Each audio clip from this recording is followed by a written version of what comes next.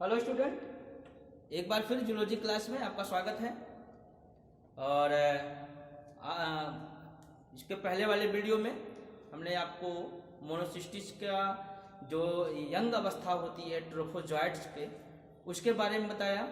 आज हम उसी का अगला जो पार्ट है कि अब उसका शेप और साइज, आकार कितना लंबा होता है, चौड़ा होता है, कैसा होता है, गोल होता है, इन सारी चीज़ों को हम उसके अंतर्गत बताएंगे। तो मोनोसिस्टिस के अगले फीचर के बारे में अगर हम जानेंगे तो इसका शेप एंड साइज, यानी इसका आकार कैसा होता है, इसका जो आकार है वो कितना बड़ा होता है, ये चीज जानेंगे। तो इस मोनोसिस्टिस को बताया गया कि ये फुल्ली ग्रोन मेच्योर, यानी पूर्ण रूप से परिपक्व जो ट्रोफोजॉइट्स है वो कैसा होता है, यानी जो ट्रोफोजॉइट्स है फुल्ली ग्रोन, यानी फुल्ली ग्रोन ट्रोफोजॉइट्स कैसा होता है। ट्रोफोजॉइट्स का elongated spindle shaped flattened and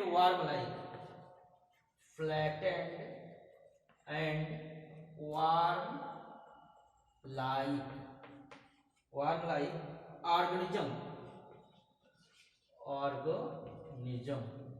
यानी मोनोसिस्टिस का जो ट्रोफोजॉइट्स होता है वो कैसा होता है, यानी जो पूर्ण रूप से ग्रो कर चुका होता है, यानी पूर्ण रूप से जिसमें वृद्धि हो चुकी होती है, वो कैसा दिखता है, इलांगेटेड, लंबा सा दिखाई पड़ेगा, स्पिंडल शेप्ड तर्क रूपी दिखाई पड़ेगा, फ्लैटेंड चपटा दिखाई पड़ेगा।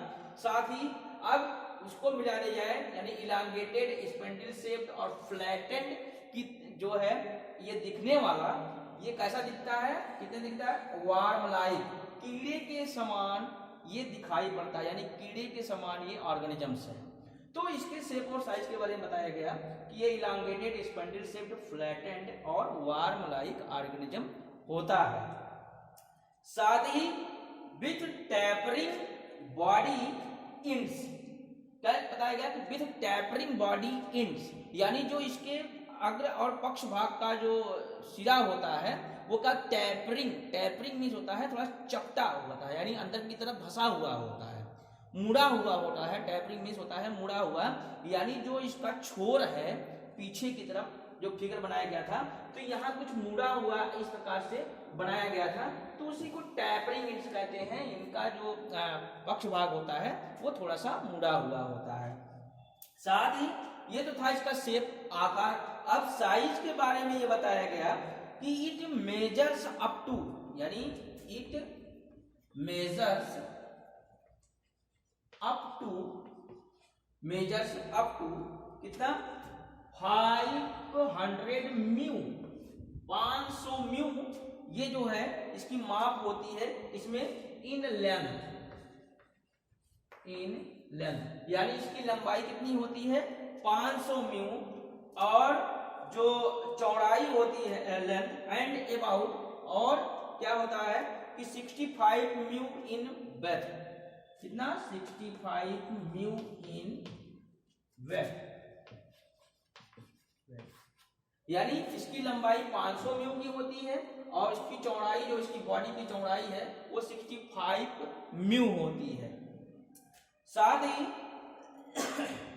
और इसका जो चौड़ा वाला भाग होता है, यानी मोटा वाला भाग होता है, वो कैसा होता है, ब्रॉडेस्ट, यानी वो चौड़ाई में फूला हुआ होता है, यानी जो इसका मोटा वाला भाग होता है वो क्या होता है, चौड़ाई में फूला सा होता है। तो ये इसका शेप एंड साइज था कि ये वार्म लाइक दिखाई पड़ता है, इसकी जो लंबाई है इतना माइक्रोन है, इसकी जो मोटाई है 65 माइक्रोन है, और ये जो है इसी के कारण कैसा दिखता है कि ये ब्रॉडेस्ट, यानी जो मोटा सा दिखाई पड़ता है, कुछ इस प्रकार की कंडीशन इसमें बनती है।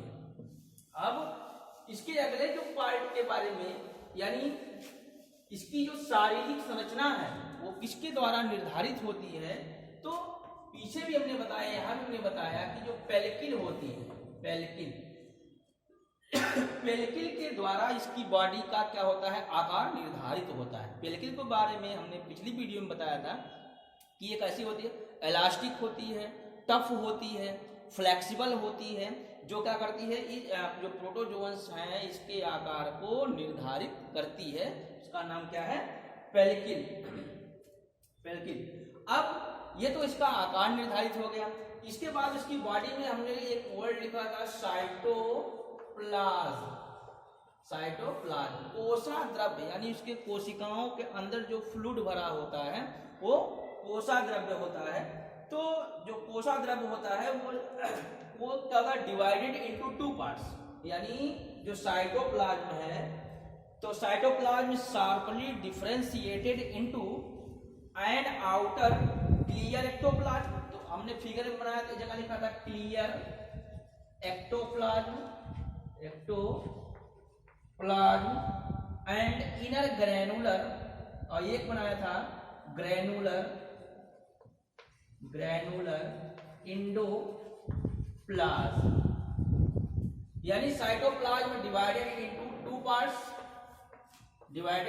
Into two parts. साइटोप्लाज्म दो भागों में बटा होता है, जिसमें जो ऊपर का भाग होता है, पार्ट होता है, वो कैसा होता है, क्लियर एक्टोप्लाज्म, स्पष्ट रूप से एक्टोप्लाज्म होता है, बाह्य द्रव्य दिखाई पड़ता है, एकदम क्लियर दिखाई पड़ता है। लेकिन जो दूसरा पार्ट होता है उसके जो इंडोप्लाज्म कहते हैं, अंतःद्रव्य कहते हैं, उसके अंतःद्रव्य में क्या होता है, ग्रैनुलर होता है, क्या कणिका युक्त पदार्थ होता है। यानी जो बाह्य द्रव्य है वो एकदम स्पष्ट होता है, उसमें किसी प्रकार की जो है जो किसी प्रकार का कण नहीं दिखाई पड़ता। जबकि जो अंतःद्रव्य है वो अंतःद्रव्य हमको कैसा दिखाई पड़ता है कि ये ग्रैनुलर होता है, कणिका युक्त होता है। और साथ ही याद रखिएगा कि हमने बताया कि जो प्रोटोजोअन्स होते हैं ये माइक्रोस्कोपिक एनिमल्स होते हैं, यानी बिना सूक्ष्मदर्शी के ये तो दिखाई नहीं पड़ेंगे। जब आप इसको जूम करके इसकी बॉडी को देखेंगे, फिर आगे जूम करेंगे इसकी बॉडी के अंदर, तब सारी चीजें दिखाई पड़ेंगी। ये बहुत बड़ा ऑर्गेनिज्म नहीं होता है। तो इसके बाद इसमें जो है साइटोप्लाज्म को बताया गया कि divided into two parts. Upper part is clear ectoplasm and lower part जो अंदर पार्ट होता है वो ग्रैनुलर एंडोप्लाज्म कहलाता है। फिर इसके बाद जो इसका अगला पार्ट हमने लिखा था न्यूक्लियस केंद्रक, यानी इसके अग्रभाग पर हमने पिछली वीडियो में वो क्या बनाया था कि एक केंद्रक बनाया था, एक न्यूक्लियस बनाया था। और ये न्यूक्लियस कैसा होता है कि जो द न्यूक्लियस इज सिंगल, पहली बार जो न्यूक्लियस होता है वो कितना होता है, इसमें सिंगल होता है, साथ ही वेसिकुलर होता है, यानी संवहनी होता है। एक न्यूक्लियस पाया जाएगा और वो एक न्यूक्लियस संवहनी होगा और साथ साथ स्फेरिकल वो गोल होगा, गोलाकार होगा। और it placed more anterior in the upper half of the body, यानी जो न्यूक्लियस की स्थिति होगी वो इसकी बॉडी में कहाँ होगी, तो इसके बॉडी के आधे का जो पार्ट है उसके अग्र भाग के साइड पर न्यूक्लियस जो है वो स्थित है। तो इसके पेल्किन के बारे में बताया गया कि इसका जो है आकार निर्धारित करता है।